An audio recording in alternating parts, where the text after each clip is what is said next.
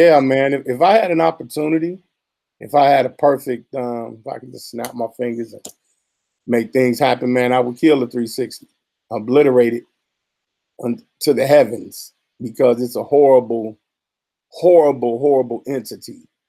The 360 deal and Lyle Cohen, they created it out of merchandising. They had to find a way to monetize a musical performance and get the most out of it. Make the most money. How can we make the most money without exuding the most overhead? How can we make the most money without having to invest in the artist? What if the artist is okay and they can generate at least one hit? We can optimize that money and we can always guarantee that we get our rate of return on investment. That's what the 360 deal does. I really, really do appreciate Dame Dash, man. Dame Dash and what he's talking about right now. Artists, up and coming artists that follow this show and other platforms like it, stop signing the labels. Flat out, period. Record labels are dead. I can say this. I know it's a lot of artists that probably want to say it and don't say it. Stop signing the artists, number one. Stop signing the artists who start labels because they're worse than Lyle Cohen. But we won't even go there. They're worse than Lyle Cohen. You are your own label. You can have your own label from your kitchen. Okay, it's 2019. You can have your own production studio, your own distribution center, your own publicist. You can be your own manager. You don't need any of those peripherals to cut out of your pie, your economic pie. And this is what Dame Dash was trying to express.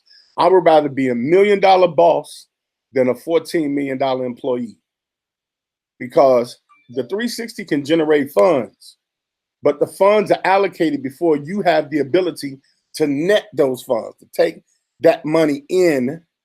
You have to be accountable for it first.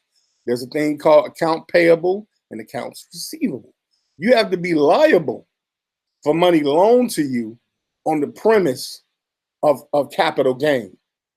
So if I'm the record label and I offer you a 360, that means that I'm taking a piece of your performance.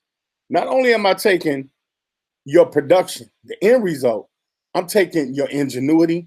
I'm taking whatever you may write in the future. I'm taking any collaborative efforts that you may have. Me and Oh God may meet up and say, man, I got a hot concept for a single, but my label is going to have to take 25% of what me and you do.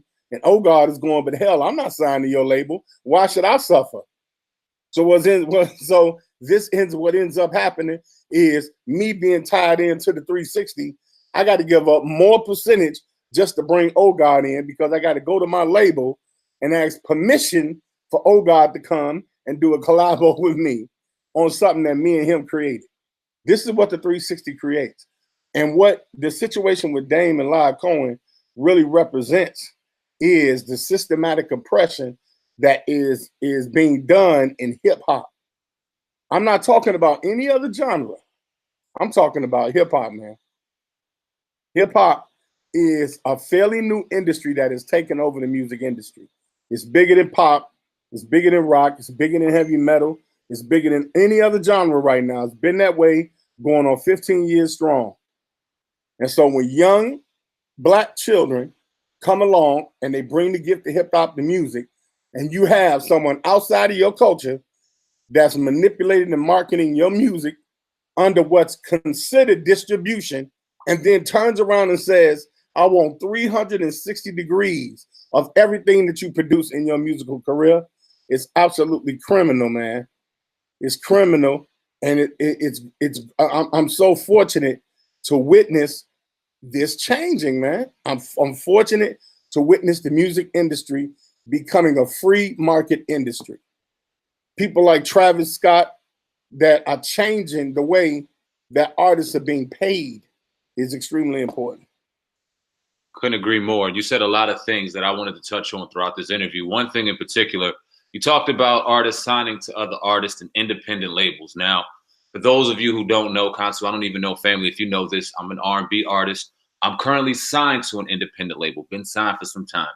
And throughout my journey with the independent label, I won't put their name out there, I've realized through being signed with them that, man, they're no better than the fucking label.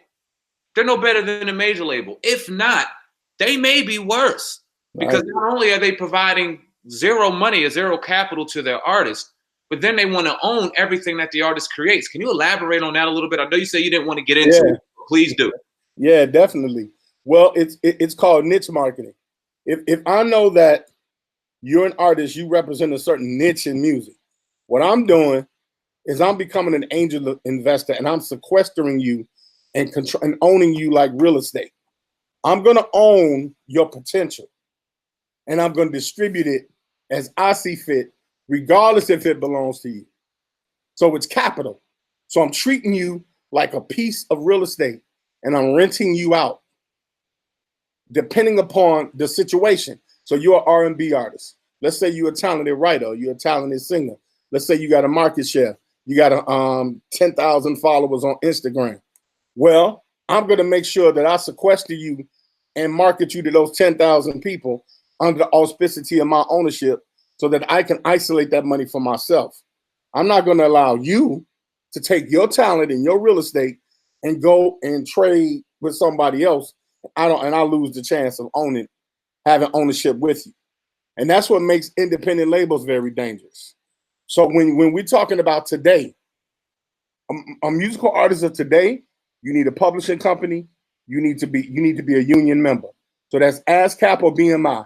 You need to set up an LLC. When you set up your LLC, you need to set up a DBA, which is a doing business as account, a business account. When you set up those 4 elements, then you want to set up a publishing house.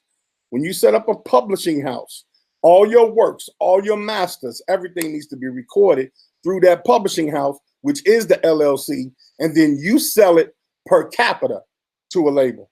Okay, you want this song right here? You want my talent right here? It's an upfront fee, and then we go 50-50, 60-40, whatever. We do a performance partnership based on contingencies. That's what Rock Nation, that's what Rockefeller did. People thought Rockefeller was signed to Def Jam. No, they were partners because they own the rights to the masters prior to. And see, that was innovative work done by Dame and Biggs. That was innovative work that they did. It was ahead of their time. And that's why I got so much respect for Dame and those guys, because they understood it. They understood the marketing behind it, because it gives you the back end flexibility to market your stuff the way that you choose to market, because you actually own everything outright, and you're parlaying your ownership, not just your talent. Because the only reason a label is what a label is because their ability to market and distribute at a lightning rate. But you got the internet right now. You could drop a single right now, and it hits every continent in less than 5 minutes. And people don't realize, like, companies like, man, can I say this? Because we're on this platform. Let me be smart right here. Okay.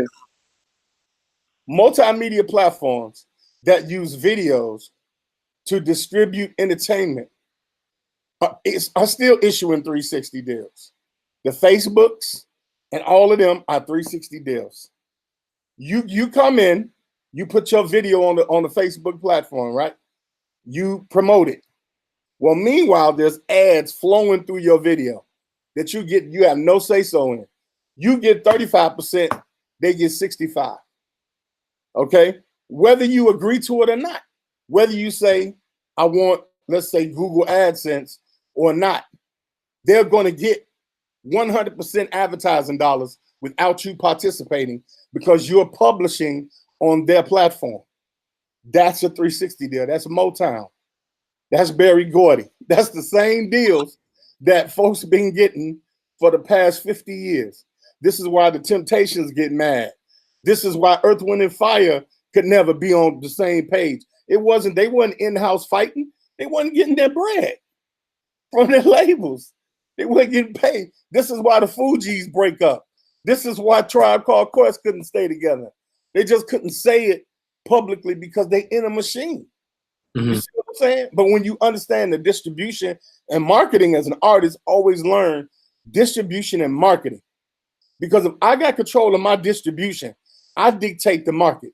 If I could cut out the middleman and I could go straight to the buy band and I could sell 10,000 copies of my product without having to share it with anybody else, I'm the man.